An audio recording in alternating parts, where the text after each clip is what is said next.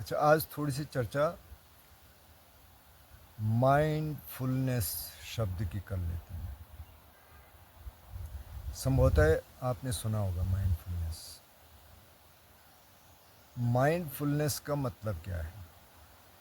कुछ साल पहले मैं कहीं था, एक छोटी सी कम्युनिटी में। तो थोड़ा सा बच्चों के साथ कुछ संगीत कर रहे थे। तो संगीत से पहले मैं 2-3-4 मिनट का मैंने कहा शांत हो जाइए और थोड़ा सा आंख बंद करके देखिए। वैसे वो लोग ध्यान करते थे पहले से। तो फिर एक लेडी थी आई हुई कहीं से, तो बोली अच्छा आप ये करवा रहे हैं, अच्छा अगर मैं सिर्फ माइंडफुलनेस करूं तो ठीक है। तो उनके पास ज़्यादा समय तो था नहीं, ज़्यादा बात उस पर हो नहीं पाई। तो माइंडफुलनेस क्या है?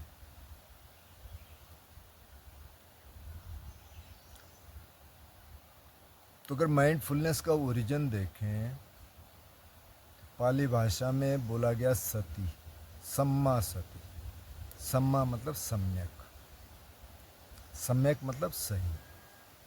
अब इस सम्यक शब्द क्या है, इसको समझने में कई बार दिक्कत होती है। यानी मुझे दिक्कत हुई तो शायद औरों को भी होती होगी।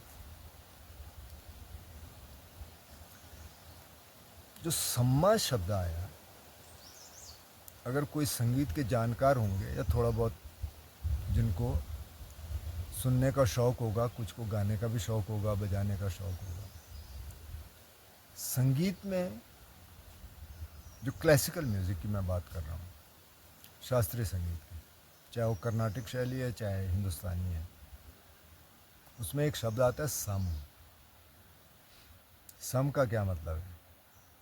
जो लोग तो जानते हैं उनके लिए तो ठीक है। जो लोग नहीं जानते, सम का मतलब ये है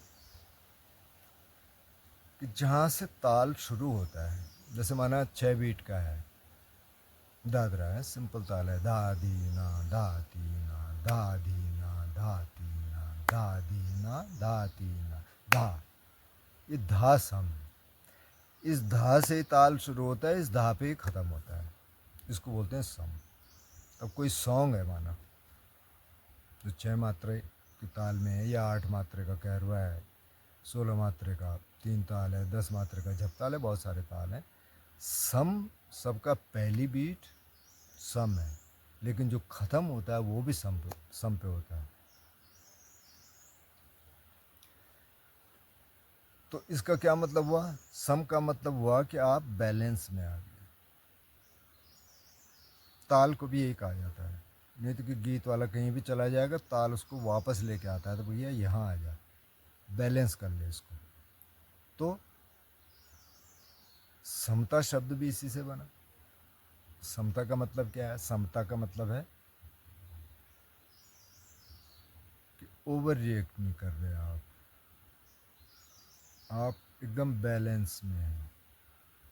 आपने देख लिया अच्छा इधर बहुत डांस हो रहा, बहुत म्यूज़िक हो रहा, सब कुछ ठीक है, आप शामिल भी हो, लेकिन ओवर एक्साइटेड नहीं है, आप समता में रह सकते हैं। इसी तरह कोई दुख का वातावरण है, कोई बहुत ही बीमार है या किसी की मृत्यु हो गई, कैसे रिएक्ट करेंगे?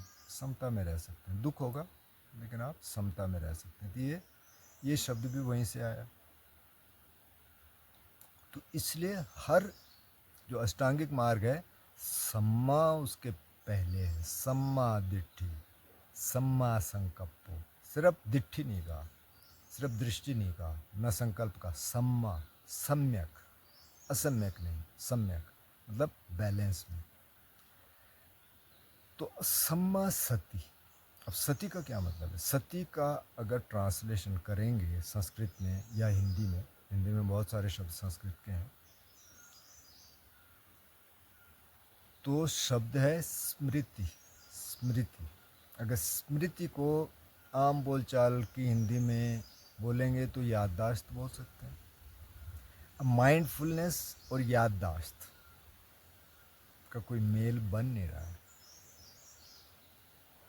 लेकिन माइंडफुलनेस अच्छा शब्द है। तो याददाश्त में सती का जिस्ट आया नहीं, स्मृति थोड़ा बहुत हो सकता है। तो इसका मतलब क्या है? तो बुद्ध जब इंस्ट्रक्शंस देते हैं तो वो कहते हैं सतो व अस्ससति सतो व पस्ससति दीघम व अस्सन्ति दीघम अस्सामीति पजानाति, यानी सतो व अस्ससति, सती पूर्वक स्मृति पूर्वक सांस लेता है, स्मृति पूर्वक सांस छोड़ता है, मतलब कि सांस की आपको जानकारी है बराबर। अगर याददाश्त लें तो उसकी याद आपको बराबर है, उस याद से आप हट नहीं रहे हैं, अगर हट जाए तो फिर वापस ले आइए, मतलब ये है। जब माइंडफुलनेस शब्द आया तो माइंडफुलनेस अच्छा है, क्योंकि हर कोई माइंडफुल है। अब ऐसा नहीं कह सकते कि माइंड, अगर आपने सड़क पार करनी है और ख़ासकर हिंदुस्तान में पार करनी है जहाँ कोई रूल रेगुलेशंस कोई मानता नहीं है, बड़े शहरों में तो हैं लेकिन छोटे शहरों में कोई नहीं मानता, इधर से ये भी जा रहा है उधर से वो भी जा रहा है, तो आपको बहुत माइंडफुल होना पड़ेगा। अगर आप माइंडफुल नहीं होंगे, स्मृतिवान होना पड़ेगा आपको, नहीं तो आप सड़क पार ही नहीं कर सकते।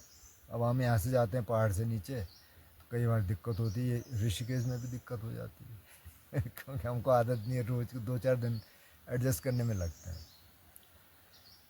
तो माइंडफुल, सारे माइंडफुल हैं। जब आप खा रहे हैं तो आप माइंडफुल हैं, अगर बहुत गर्म खाना आप डाल देंगे मुंह में, मुंह जल जाएगा, आप माइंडफुल हैं। अब उस माइंडफुलनेस को आप ध्यान कैसे बना सकते हैं? तो उस माइंडफुलनेस को आप ध्यान ऐसे बना सकते हैं कि आप पर्पसली देख रहे हैं कि अच्छा मैं खाना छू रहा हूँ तो क्या सेंसेशन हो रही है, इस समय मैं बैठा हूँ तो इस समय मेरे शरीर में क्या है, शरीर में क्या महसूस हो रहा है। अब हवा चल रही है तो मैं सुन पा रहा हूँ कि नहीं सुन पा रहा हूँ। अब ये तो माइंडफुलनेस बार बार की हुई। और जब आप सांस का ध्यान कर रहे हैं, यानी आते हुए सांस की जानकारी है, जाते हुए सांस की जानकारी है, लगातार जानकारी, शरीर में क्या हो रहा है उसकी जानकारी है, तो ये माइंडफुलनेस है। अब ये माइंडफुलनेस शब्द अभी इतना ओवर यूज हो रहा है कि कई बार लगता है कि अच्छा बस इतना, मतलब 10 मिनट 5 मिनट हम बैठ जाएं, थोड़ा सांस देख लें, बस ख़त्म होगी कहानी। लेकिन बुद्ध ने ये नहीं कहा। ये 8 अष्टांगिक मार्ग में से एक स्टेप है, बाकी 7 स्टेप और हैं।